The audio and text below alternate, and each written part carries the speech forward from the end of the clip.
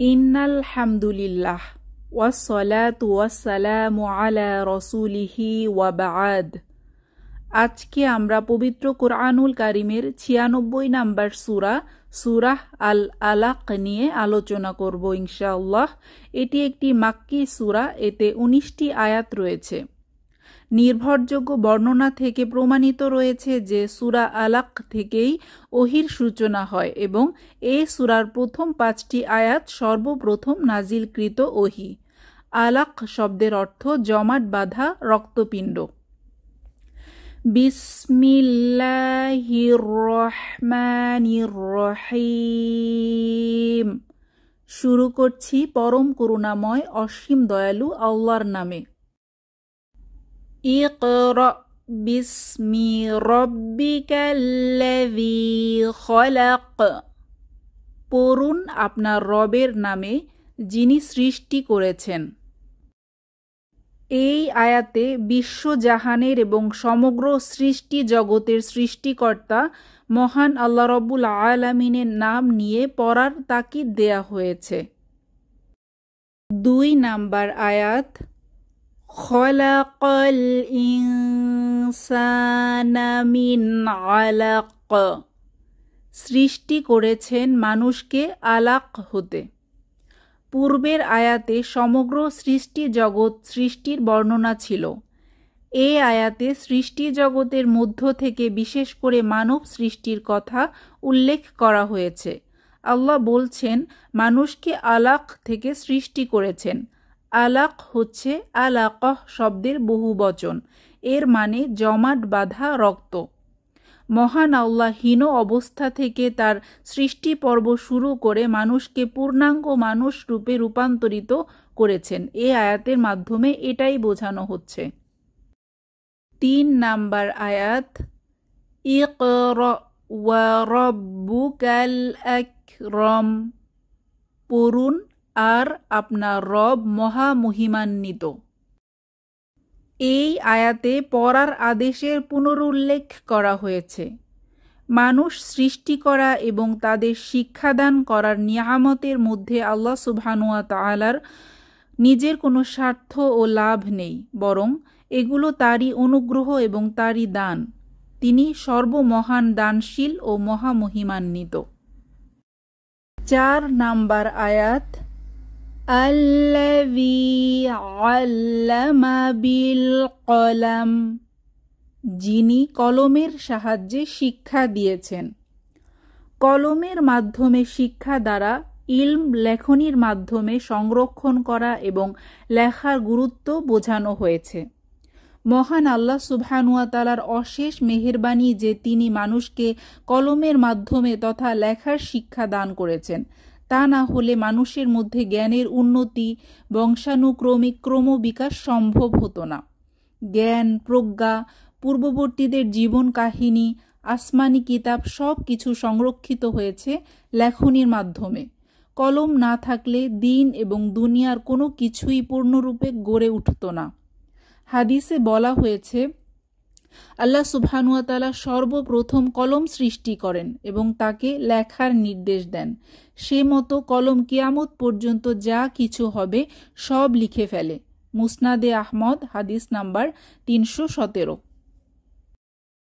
৫ number আয়াত, আল্লামাল ইনসানা মা লাম ইয়ালাম।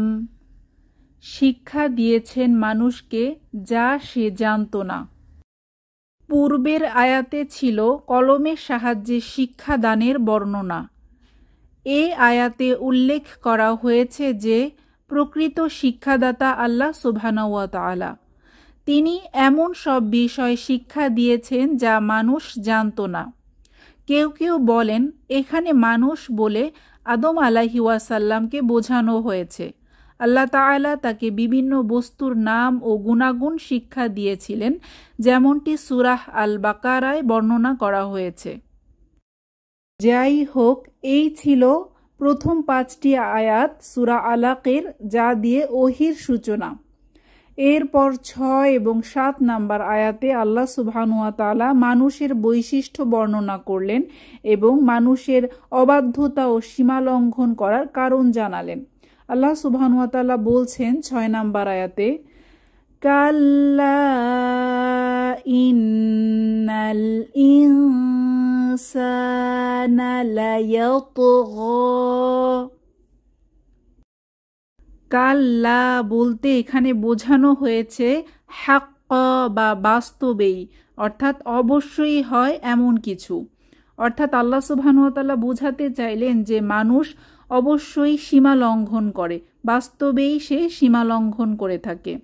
7 নাম্বার আয়াতে আল্লাহ সুবহানাহু ওয়া তাআলা বলছেন আর-রাআহু ইসতাগনা, কারণ সে নিজেকে অমুখাপেক্ষী মনে করে। পূর্বের আয়াতে আল্লাহ সুবহানাহু ওয়া তাআলা জানাচ্ছেন যে সীমা লঙ্ঘন করা মানুষের স্বভাব, আর এই সীমা লঙ্ঘনের কারণটা এই আয়াতে বলা হচ্ছে। মূলত মানুষ সীমা লঙ্ঘন করে কারণ সে নিজেকে অভাবমুক্ত বা স্বয়ং সম্পূর্ণ মনে করে। দুনিয়ার ধন দৌলত সম্মান প্রতিপত্তি যা কিছু সে চাইতো তার সবই সে লাভ করেছে। এ দৃশ্য দেখে সে কৃতজ্ঞ হওয়ার পরিবর্তে বরং বিদ্রোহের পথ অবলম্বন করেছে এবং সীমালঙ্ঘন করতে শুরু করেছে। কিন্তু অভাবমুক্ত স্বয়ং সম্পূর্ণ এবং অমুখাপেক্ষী কেবলমাত্র আল্লাহ সুবহানাহু ওয়া তাআলা, এই কথা মানুষ বারবার ভুলে যায়। তার সকল উপকরণ আল্লাহ প্রদত্ত, তার নিজের কিছুই নেই। 8 নাম্বার আয়াত, ইন্না ইলা রাব্বিকা রুজআ, নিশ্চয়ই আপনার রবের কাছেই ফিরে যেতে হবে। অর্থাৎ দুনিয়ায় যে যাই কিছু অর্জন করে থাকুক না কেন এবং তার ভিত্তিতে অহংকার ও বিদ্রোহ করে ফিরুক না কেন, অবশেষে তাকে রবের কাছেই ফিরে যেতে হবে। অবশ্যই একদিন আল্লাহ সুবহানাহু ওয়া তাআলার সামনে সকল মানুষকে দাঁড়াতে হবে। সেই প্রত্যাবর্তনের দিনকে ভুলে গেলে চলবে না, সেটি হচ্ছে শেষ বিচারের দিন। এই সূরার পরবর্তী আয়াতগুলো অর্থাৎ 9 থেকে 19 নাম্বার আয়াত পর্যন্ত আল্লাহ সুবহানাহু ওয়া তাআলার পথে বাধা দানকারীদের স্বভাব ও পরিণাম বর্ণনা করা হয়েছে। 9 নাম্বার আয়াত, আরাআইতাল্লাযী ইয়ানহা, তুমি কি ওই ব্যক্তির কথা ভেবে দেখেছো যে বাধা দিতে চায়? 10 নাম্বার আয়াত, আবদান ইযা সাল্লা, এক বান্দাকে যখন তিনি সলাত আদায় করেন। এখানে বান্দা বলতে রাসূলুল্লাহ সাল্লাল্লাহু আলাইহি ওয়াসাল্লামের কথা বোঝানো হয়েছে এবং যে ব্যক্তিটির কথা বলা হয়েছে যিনি সলাতে বাধা দিচ্ছেন সে হচ্ছে আবু জাহেল। বিভিন্ন বর্ণনায় এসেছে একবার আবু জাহেল বলল, যদি মুহাম্মদকে কিবলার দিকে ফিরে সলাত আদায় করতে দেখি তবে অবশ্যই আমি তাকে হত্যা করব। তারপর রাসূলুল্লাহ সাল্লাল্লাহু আলাইহি ওয়াসাল্লাম সলাত আদায় করতে আসলে আবু জাহেল তাকে বলল, তোমাকে কি আমি সলাত আদায় করতে নিষেধ করিনি? তোমাকে কি আমি এটা থেকে নিষেধ করিনি? রাসূল সাল্লাল্লাহু আলাইহি ওয়াসাল্লাম তার কাছ থেকে ফিরে আসলেন। 11 নাম্বার আয়াত, আরাআইতা ইন কানা আলাল হুদা, আমাকে বলো যদি তিনি হিদায়াতের উপর থাকেন। 12 নাম্বার আয়াত, আও আমারা বিত্তাকওয়া, অথবা তাকওয়ার নির্দেশ দেন। 13 নাম্বার আয়াত, আরাআইতা ইন কাযযাবা ওয়া তাওয়াল্লা, আমাকে বলো যদি সে মিথ্যারোপ করে এবং মুখ ফিরিয়ে নেয়। 14 নাম্বার আয়াত, আলাম ইয়ালাম বিআন্নাল্লাহা ইয়ারা, সে কি জানে না যে নিশ্চয়ই আল্লাহ দেখেন। এখানে 11 থেকে 13 নাম্বার আয়াতে আল্লাহ সুবহানাহু ওয়া তাআলা বোঝাতে যাচ্ছেন যারা সলাত আদায় করে এবং আল্লাহকে ভয় করে, তাকওয়ার দিকে আহ্বান করে, তারাই সৎপথে আছে।